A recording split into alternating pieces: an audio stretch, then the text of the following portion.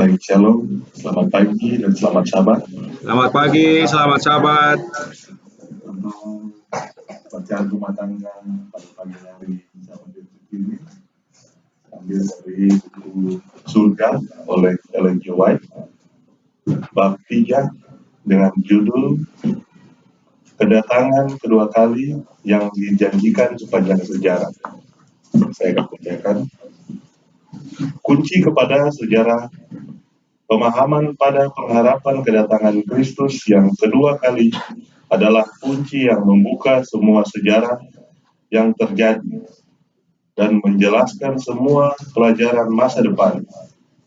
Letter halaman 218 tahun 1906. Dikutip dalam Evangelism halaman 220. Diceritakan kepada Henokh, dan Henokh juga keturunan ketujuh dari Adam, bernubuat tentang ini, berkata, lihatlah, Tuhan datang dengan 10.000 orang kudusnya. Yudas 14. Ajaran tentang kedatangan Kristus diberitahukan pada masa-masa permulaan kepada mereka yang setia berjalan bersama Tuhan. Nabi dengan karakter ilahi ini mewakilkan kondisi kekudusan yang mana umat Allah yang ingin terangkat ke surga harus memiliki. The Review dan Herald 31 Juli 1888. Persembahan korban sebagai peringatan tetap. Pada zaman bapak-bapak, persembahan korban dikaitkan dengan penyembahan ilahi yang melembagakan suatu peringatan yang tetap tentang kedatangan juru selamat. Dan dengan demikian, hal itu adalah seluruh upaya pelayanan bait suci sepanjang sejarah Israel. Dalam pekerjaan pelayanan skema pertemuan dan kemudian pekerjaan pelayanan di bait suci yang menggantikannya.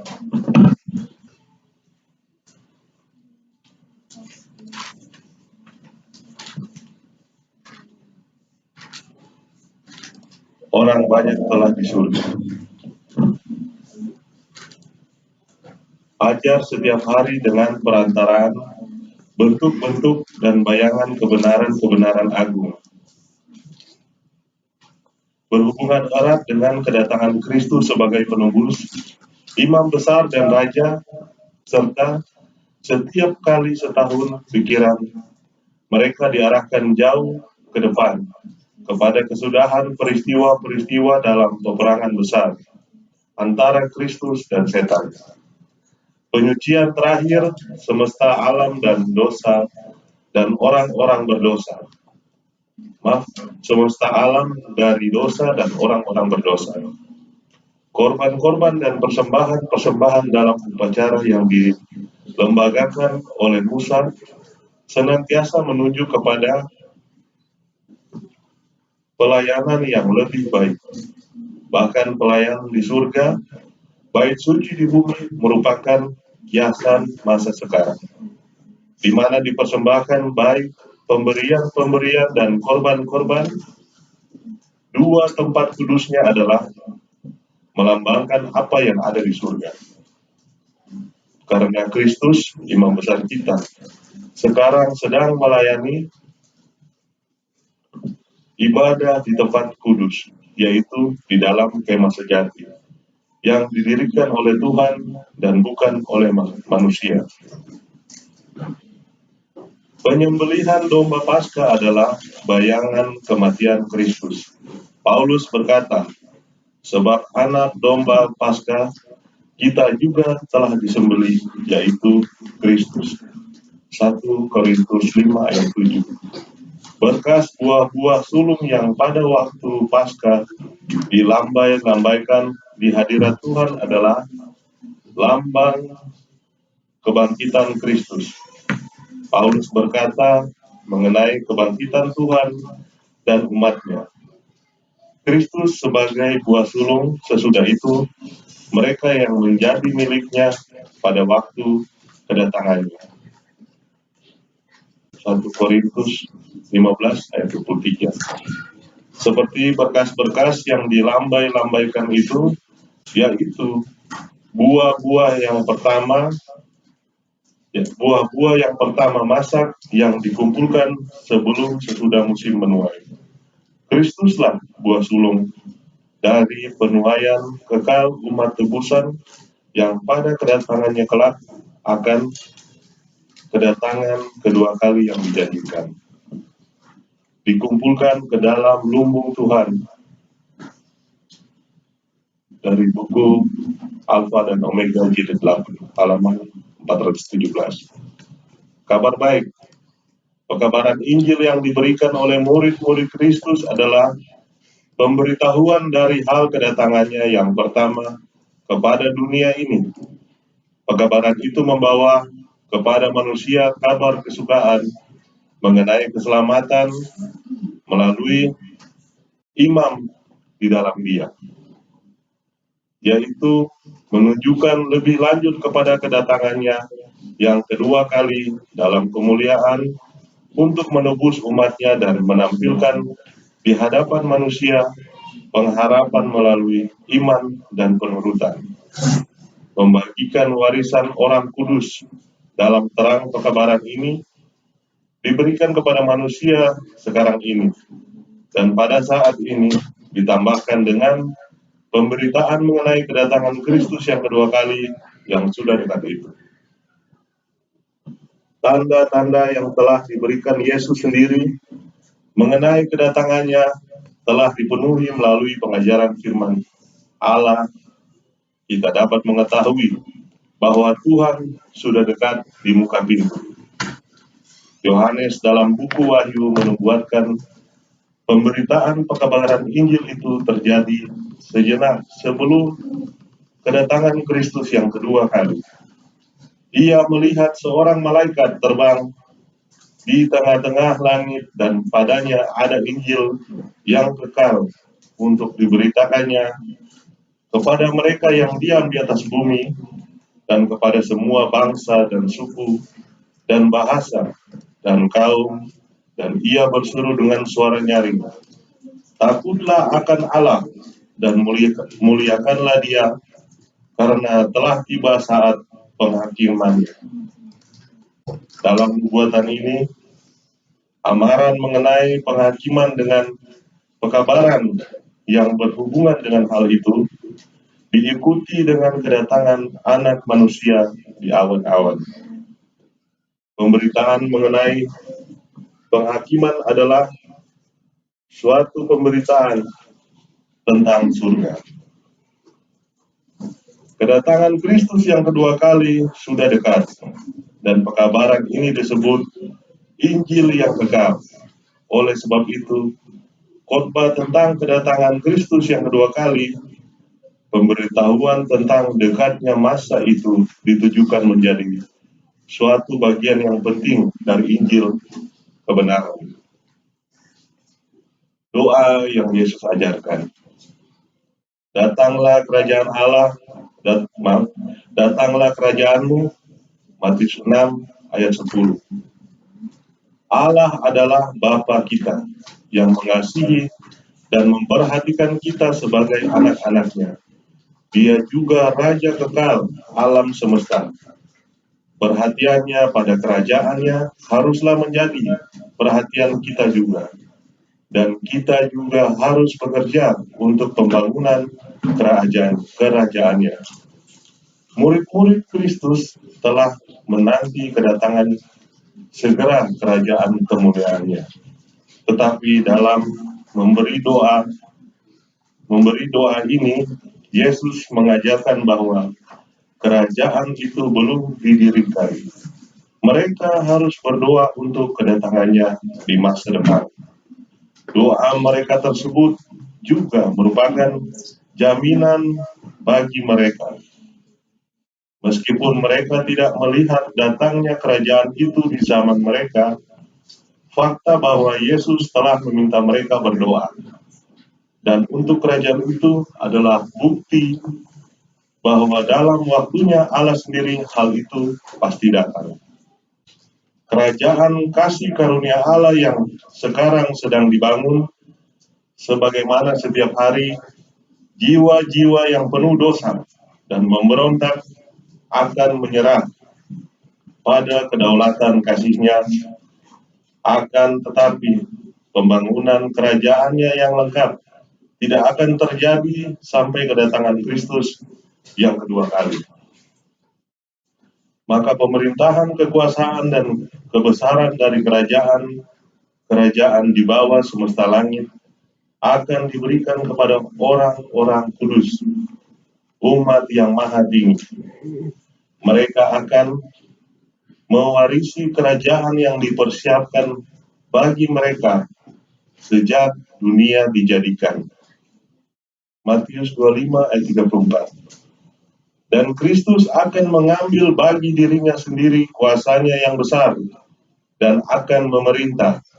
Gerbang surga sekali-sekali akan diangkat dan bersama 10.000 kali 10.000 dan beribu-ribu orang yang suci, juru selamat kita akan tampil sebagai Raja di atas segala raja dan Tuan segala tuan. Yahweh Immanuel akan menjadi Raja atas seluruh bumi. Pada waktu itu, Tuhan adalah satu-satunya dan namanya satu-satunya. Kemah Allah ada di tengah-tengah manusia, dan Ia akan diam bersama-sama dengan mereka. Mereka akan menjadi umat-Nya, dan Ia akan menjadi Allah mereka. Tetapi sebelum waktu itu datang, Yesus berkata, dan Injil kerajaan ini akan diberitakan di seluruh dunia menjadi kesaksian bagi semua bangsa. Kerajaannya tidak akan datang sampai kabar baik tentang kasih karunia-Nya telah disebarkan ke seluruh dunia. Oleh karena itu, sementara kita memberikan hidup kita kepada Tuhan dan memenangkan jiwa-jiwa lain kepadanya, kita mempercepat kedatangan kerajaan-Nya. Hanya mereka yang mengabdikan diri kepada pelayanannya akan berkata, ini aku, utuslah aku. Untuk mencelikan mata yang buta, untuk mengubah manusia dari kegelapan kepada terang dan dari kuasa iblis kepada Allah, supaya mereka oleh iman mereka kepadaku memiliki pengampunan dosa dan mendapat bagian dalam apa yang ditentukan untuk orang-orang yang dikuduskan.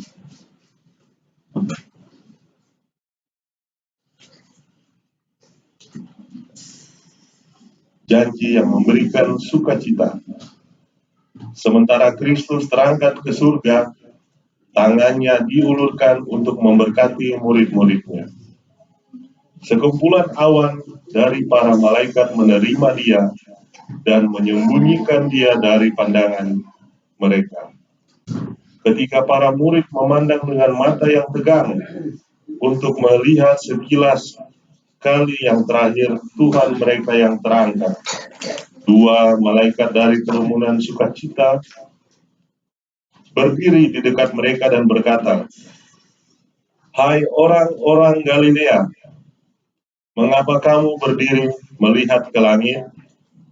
Yesus ini yang terangkat ke surga meninggalkan kamu, akan datang kembali dengan cara yang sama seperti kamu melihat Dia naik ke surga. Kisah Para Rasul 1 ayat 11. Para murid dipenuhi dengan sukacita besar. Berulang kali mereka mengulangi kata-kata yang Kristus telah sampaikan kepada mereka. Dalam pengajarannya yang terakhir, sebagaimana dicatat dalam pasal ke-14, ke-15, ke-16, dan ke-17 dari Yohanes, dan setiap orang memiliki sesuatu yang ingin dikatakan tentang pengajaran, terutama yang berkaitan dengan kata-kata dari buku Yohanes, pasal ke-14. Janji bahwa dia akan datang lagi, dan juga pemikiran bahwa dia telah meninggalkan damai bagi mereka, telah memenuhi hati mereka dengan sukacita. Yohanes melihat sejarah dari orang-orang tebusan. Yohanes dikuatkan untuk hidup di hadapan Tuhannya, yang dipermuliakan kemudian di hadapan pemandangannya yang ajaib. Terbukalah kemuliaan surga. Ia diizinkan melihat takhta Allah dan melihat di seberang mengenai pertentangan dunia. Memandang orang yang berjubah putih dari orang-orang tebusan. Ia mendengar musik dari malaikat-malaikat surga dan nyanyian kemenangan dari mereka yang telah menang oleh darah anak domba.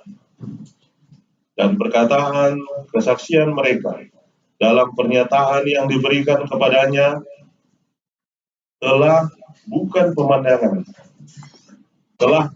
pemandangan demi pemandangan keinginan yang luar biasa dalam pengalaman umat Allah dan sejarah gereja yang telah dinubuatkan sampai kepada penutupan zaman.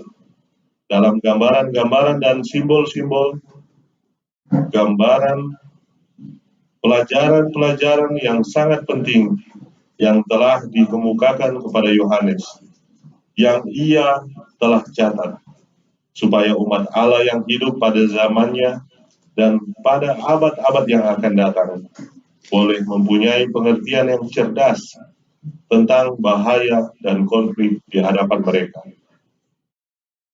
Nubuatan diyakinkan. Kita harus mempunyai pengetahuan tentang kitab suci, bahwa kita dapat menelusuri penjelasan nubuat dan melihat bahwa hari itu sudah dekat. Sehingga dengan semangat dan usaha yang bertumbuh, kita dapat menasihati satu sama lain untuk setia, menyerahkan iman kita, kehilangan kepercayaan diri kita, mengapa, menjadi tidak sabar, tidak, dan tidak. Kita tidak akan memikirkan hal-hal tersebut. Lihatlah bagaimana nubuatan-nubuatan tertentu telah dan sedang digenapi. Marilah kita mengangkat kepala kita dan bersukacita karena penebusan kita sudah dekat. Ini lebih dekat daripada saat pertama kali kita percaya. Baiklah kita menunggu dengan sabar, dipenuhi dengan keberanian dan iman. Baiklah kita mempersiapkan orang-orang berdiri di hari perhitungan terakhir.